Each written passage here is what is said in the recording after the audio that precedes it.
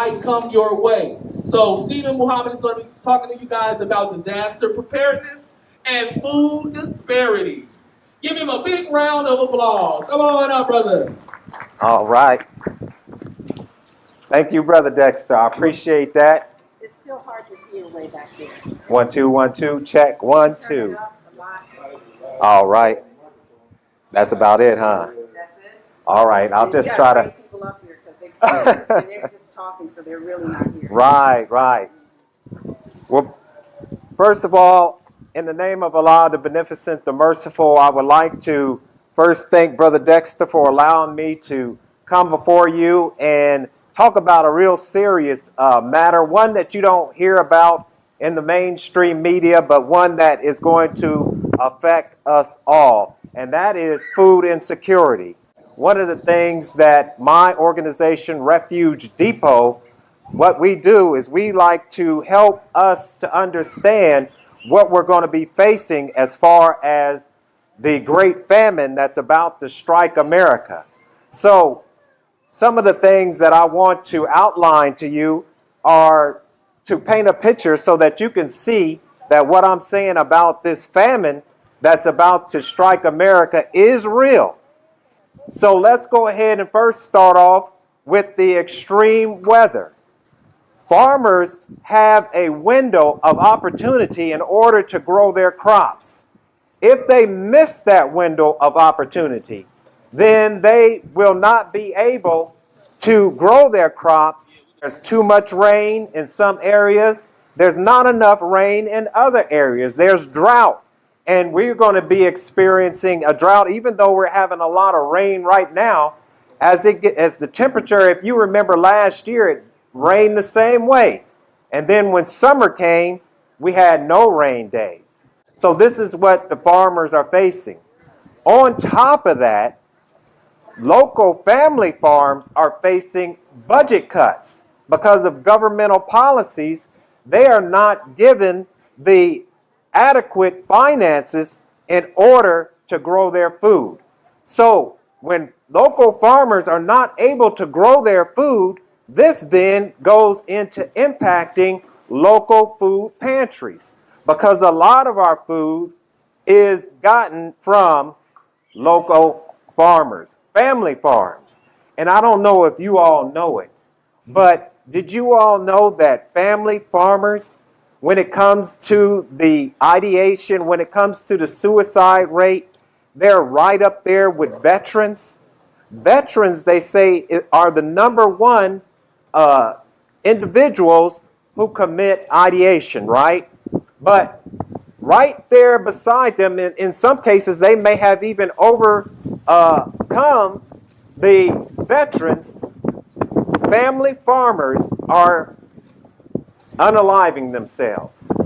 And this is due to the extreme pressure that's being put on them and the lack of support that they're given from the government. Another thing that we have to look out. Did you all know that the insect population is facing extinction? That between 25 and in some situations 75% of insects are dying off? Now, the question is, how does that affect our food supply? Well, as you all know, bees and butterflies and a number of different insects are what's called pollinators. So without the bees, without the pollinators, there are certain foods that we won't find on the shelves. So now, the next part of this is that if you're going to have a small quantity of food, so you can go into the grocery store and you may find food, but if there's a scarcity, it's just the same way with food as it is with scarce minerals and resources. When you have a scarcity, you have a price increase, right? And so if you're going to go to the store, there may be food there, but the question that you have to begin to ask is, will you be able to even afford the food? On top of being able to afford the food, they have what is called inflation. So when you buy the food, you're not getting the same quantity that you would get in previous years. Now, another thing that is facing America as far as drought is concerned is the soil. And you all can all look this up. The soil is so depleted that, for instance, if you grow, I'll say, for instance, a banana, you have to eat a multiple number of bananas today, whereas yesterday you only would have to eat one banana. And that is because the food that is now being grown is so depleted of nutrients. It's so depleted of nutrients that you don't get the same benefit from the food that you eat today than you ate yesterday.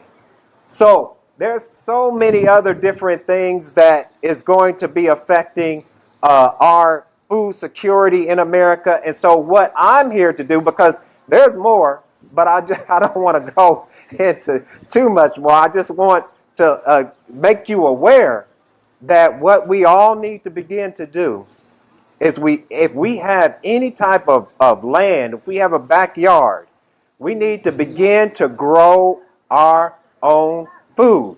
You can grow your food in the ground, but you need to go ahead and and get it tested, because a lot of us use some of these chemicals so that the dandelions won't grow.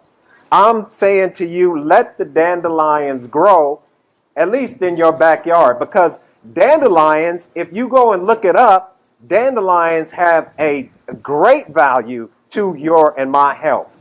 But if your soil is not good, then you can then begin to construct what is called a raised garden.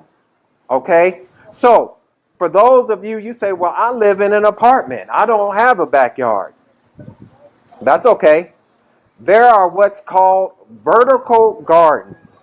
You can begin to find a room or a room in your home that has plenty of sunlight, and you can begin to establish a vertical garden and grow food right in your apartment. So with that, I want to say, if you want more information about the famine that's coming, I wrote a book called The Inescapable Famine. And when I say inescapable, I mean inescapable. It's coming, right? So I wrote a book called The Inescapable Famine. You can find it on Amazon. Also, you can search Refuge Depot. Refuge Depot, that's my company. And you can find that book through that link when you find Refuge Depot on the web. Also, Refuge Depot, if you need help growing food, then you can contact us. That's refugedepot.com. You can contact us, and we will come out. We will look at your land, or we will even look at your home, because we also provide disaster preparedness and emergency preparedness planning. So with you and your family, we urge you to have an emergency preparedness plan. You need to have a to-go bag just in case the extreme weather comes and you need to evacuate, but you also need to have a shelter-in-place plan. That means that you need to store up non-perishable food and water. All right? So with that, thank you all for listening so much. I really appreciate your time, and may God continue to bless you all with the light of truth and understanding. Assalamu alaikum. Thank you again, Brother Dexter. Appreciate you. Thank you, Brother Steve. Give him another round of applause. Great job, great job.